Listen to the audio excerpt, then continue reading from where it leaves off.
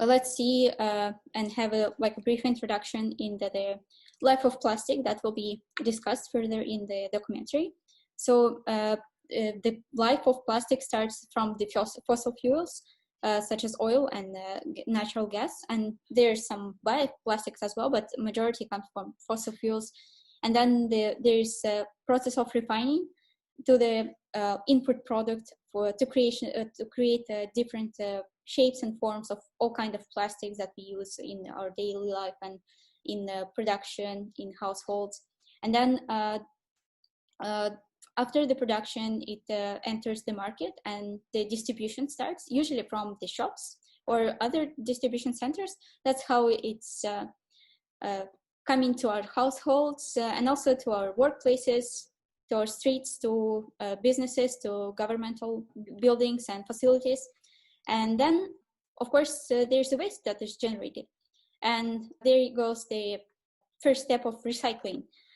When you collect this waste, separately or not, whatever, you collect it, and then you anyway will have the process of sorting and filtering what kind of material you've got in a waste and what can actually be recycled or not or produced. So then the process of sorting is taking place.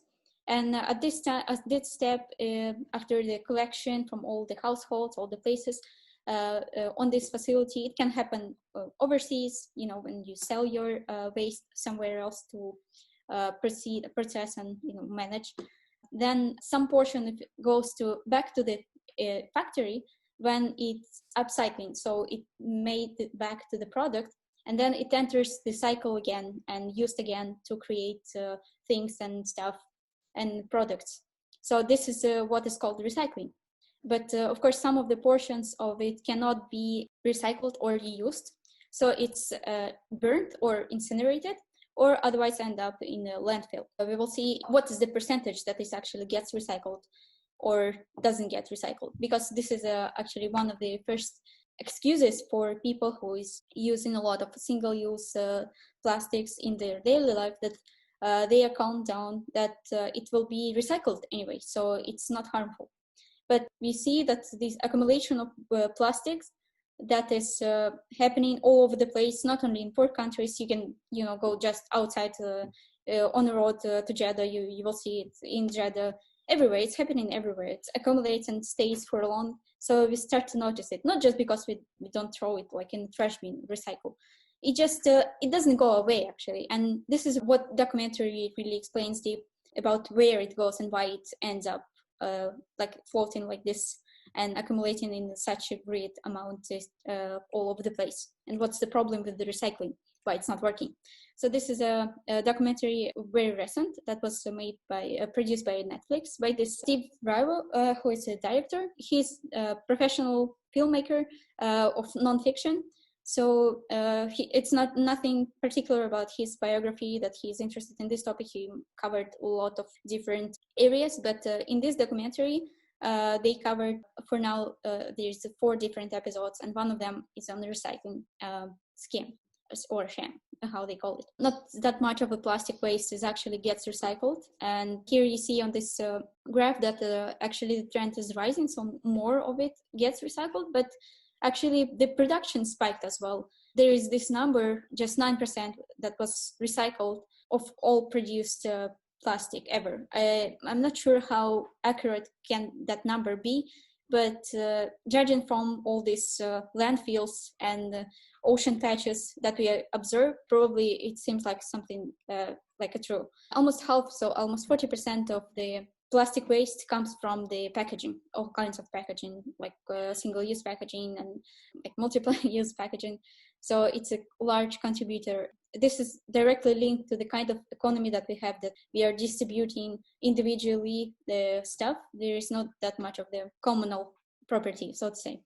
So then let's see what the documentary will be about, and if it will make the things more clear.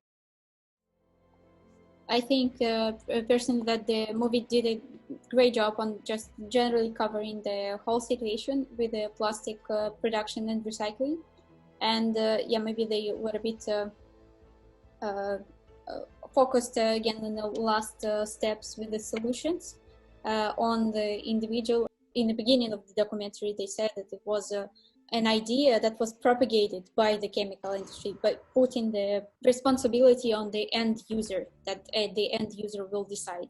It's not that hundreds of millions plastic will be produced annually anyway, but you can make the difference with your bag or with your own straw.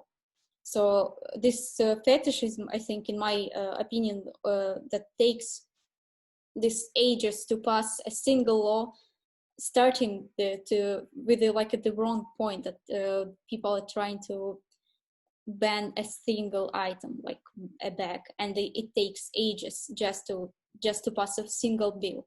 And as the last speaker, last interview was saying that we need to build this environment with regulations, but the business thrives. So it seems strange combination to me, because the first priority for any business is profits, and health and environment can be only the side product of any business. It cannot be, maybe directly it can be the aim of some businesses, but only in the short term.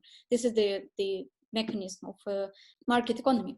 Still, there is a great solution for the government, however poor they are.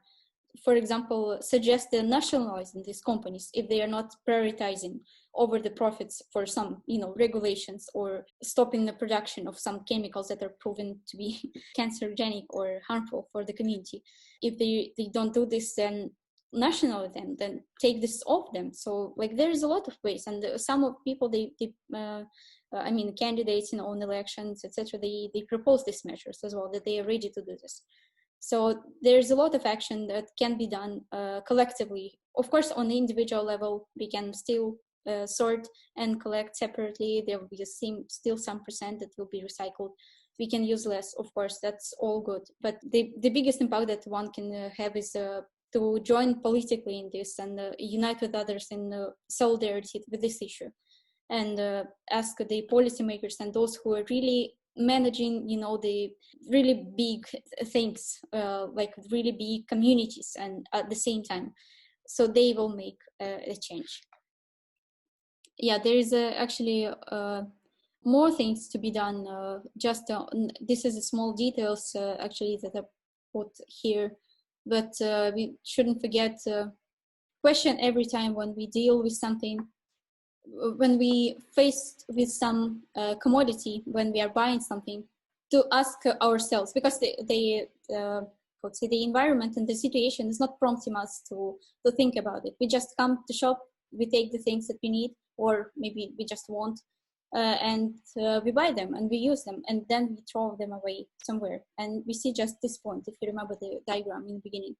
But it's a good exercise to ask yourself every time, just to try to think, where did it come from initially? Like anything that you're taking from the shop, or buying any commodity, any service. Like what is because you have this global economy going on right now, and your stuff could travel like a lot of miles, and you could see the trails of everything linked all together, oil and your toothbrush and your bag, and wars and inequality. It all links perfectly together in one word that is actually the economy word economy, market economy, I would say. Here's just a few information sources that you can access in your free time. OurWorldInData.org is having very nice compilation of information sources of actual information about plastics and their production, distribution, pollution, recycling, and also specifically for US. So you can see also for the biggest, like one of the biggest economies, the data for them, and also this nice book that is available in in the Harvard Library, but you can also find it online. It's like a daily reference to daily life that is also addressing the problem of plastic pollution and zero waste.